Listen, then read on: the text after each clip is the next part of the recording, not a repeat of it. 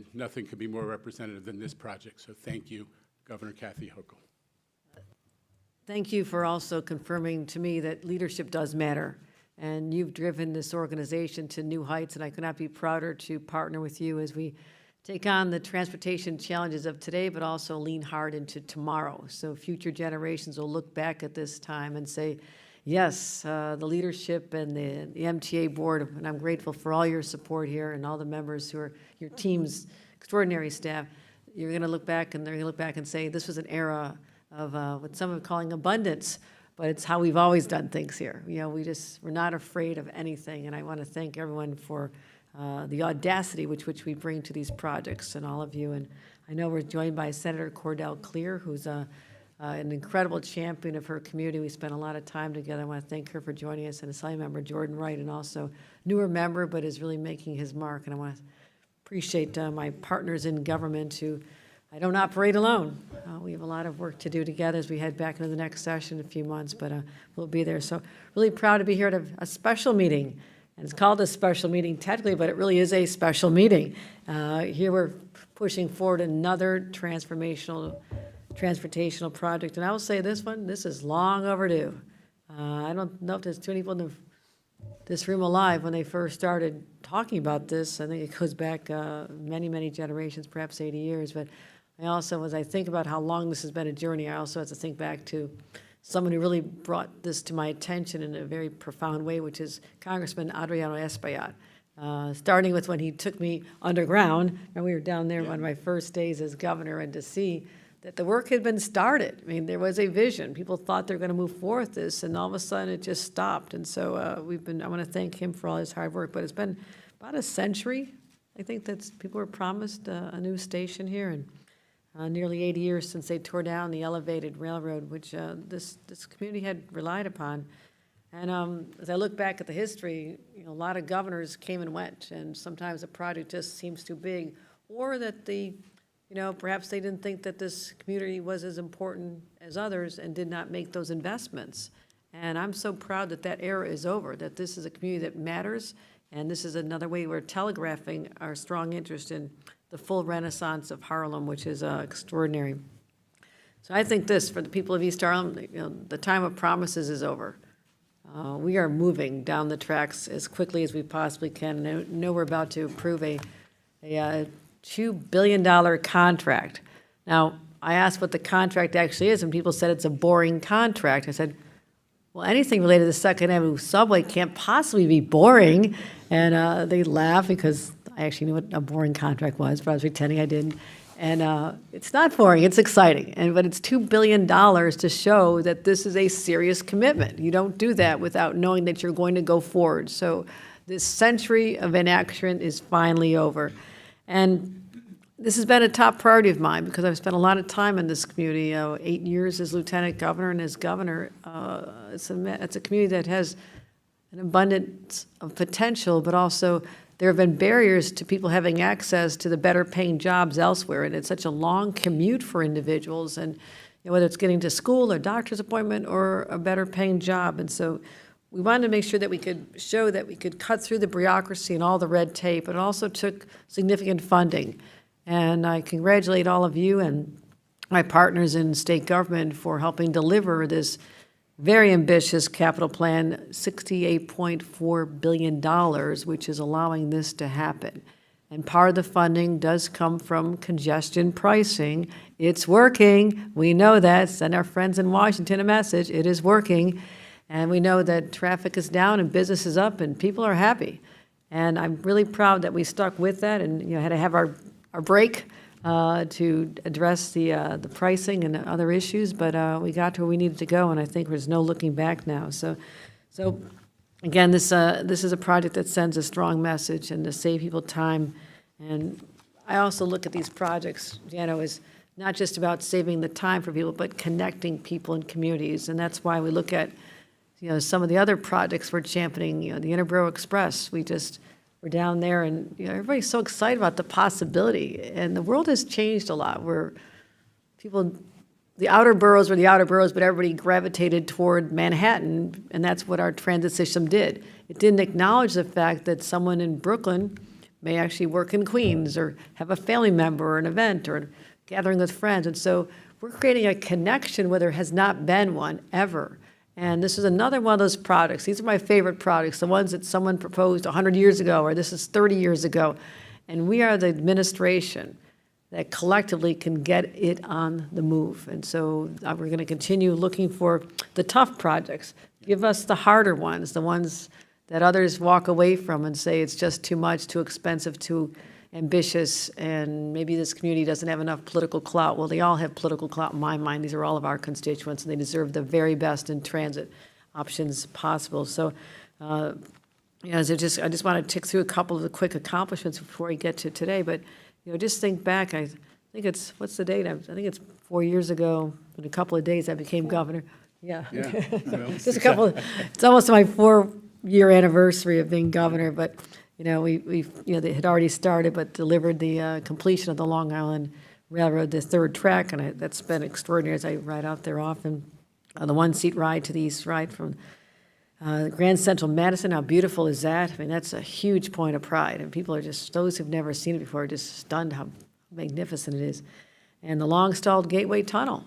This is an early conversation I had when I was the new governor, working with my partner across the river in New Jersey, and for too long there was just these clashes between governors and presidents and governors again, and it's like, put aside all this, I won't say what I was going to say, put it all aside, all the opposition, and just roll up your sleeves and get it done. Like, why don't we just get stuff done? So that's on the way, and that's really exciting, been talked about for a long time. And the Midtown Bus Terminal, let's move ahead on that, first proposed in 2007. So that's starting. So what I want to just simply say is, this project hopefully will restore people's faith in our capacity and our desire to get the big transformational projects done. And this is right at the top of the list. And it is complex, and it's going to take some time and some money.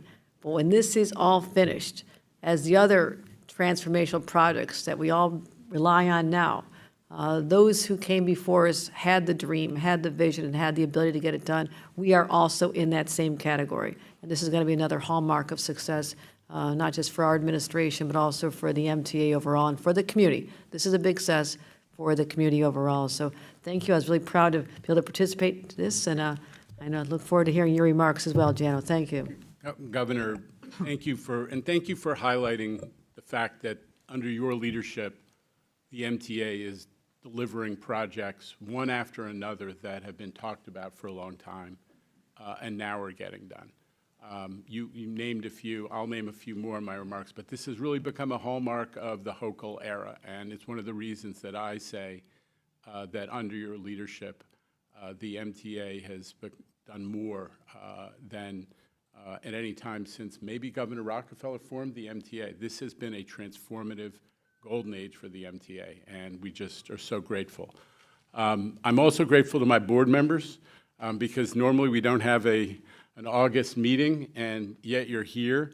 Some of you with the tans from the vacations that you left, Mr. Fleischer, but really grateful for you showing up on short notice and always being great supporters of the MTA and making sure that we stay on our toes and execute well. So big tip of the hat to the board. The governor said it. The people of East Harlem have waited long enough. The contract before us today would be the largest tunneling contract ever awarded by the MTA, and the first of its kind, Governor, to use the design-build methodology, which is the way that we now take really complicated projects and make sure that you don't have the designer and the people who are doing the building run into each other and argue about what's viable, but using that unification of design and construction to make sure we do it as quickly and efficiently as possible. This project, ladies and gentlemen, damn good investment. Big number, damn good investment. It is in the same price range. You know, there's always been debate about the Second Avenue Subway Phase 1 because Phase 1 did show many of the shortcomings of the traditional way of doing projects.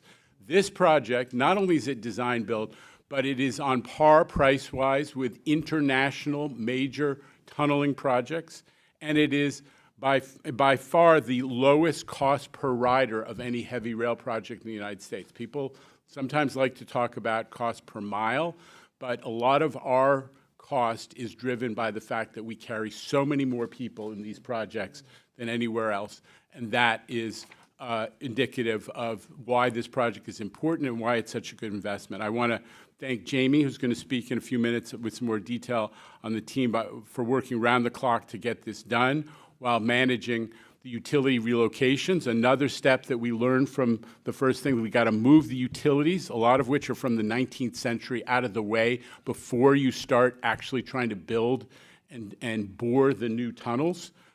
That has been a cost savings and a schedule savings to this project. But SIB, Kurt, Sean Fitzpatrick, Mitch Schwartz, many others, is a huge team that has brought us to this moment. We're not afraid to do the hard stuff, Governor, just as you say, under your leadership. With a $68 billion capital plan, we have the opportunity to create a better system for 15 million people who depend on the MTA to live their lives. You always say it. It's about time savings. It's about a little extra time for exercise or whatever the things are that you value in life. And it also is the engine that powers this regional economy. Golden age for the MTA, not just the IBX, which you've talked about so eloquently.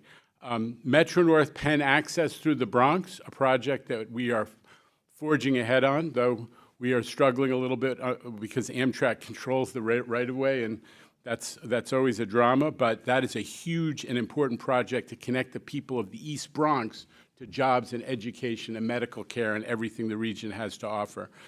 You talked about the amazing benefit of these investments in Long Island that have taken place, third track, double track, Grand Central Madison, and how it's all paying off. In the month of July, the Long Island Railroad carried over 90% as many people as pre-COVID. Even in the era of hybrid work, Long Island Railroad is pushing pre-COVID levels ahead of every other mass transit operation in the United States, and so much more. We couldn't do it without your partnership. I've talked a lot about that, but I have to make an acknowledgement. The federal government is supporting this project. Not only the Biden administration greenlighted it, but this new administration under President Trump has also included it in their budget, and we need to acknowledge their support and partnership as we move forward as well with newly confirmed FTA Administrator Mark Molinaro. But a big thanks to, as you mentioned, Congressman Espaillat, who has been, passionate supporter of this project, but also Senator Schumer, our guardian angel in Washington, and the entire New York delegation. I just close by saying that, we are perennially, the MTA is perennially looked at to do more and to do better. And we are doing that. Ridership is up. We've helped to support the revival of the Central Business District, which was an early priority of yours 4 years ago. Service is better without getting to every little detail. On-time performance across the board is much better. We're getting projects done. And in the Hochul era, we're making transformative investments like those we have today. So with that, I'm going to turn it over to Jamie Torres-Springer, but again, a huge thank you to Governor Hochul for hosting us and for being with us all the time. Thank you very much. I do want to just say one more thing. You neglected to talk about how safe the subways have become. Every single train having a camera. Yeah. That was a huge priority. As I said, we have to get that done. So I tell people you're being watched. Make sure that you behave yourselves. And the fact that I believe it was July had the lowest crime rate in recorded history on our subway.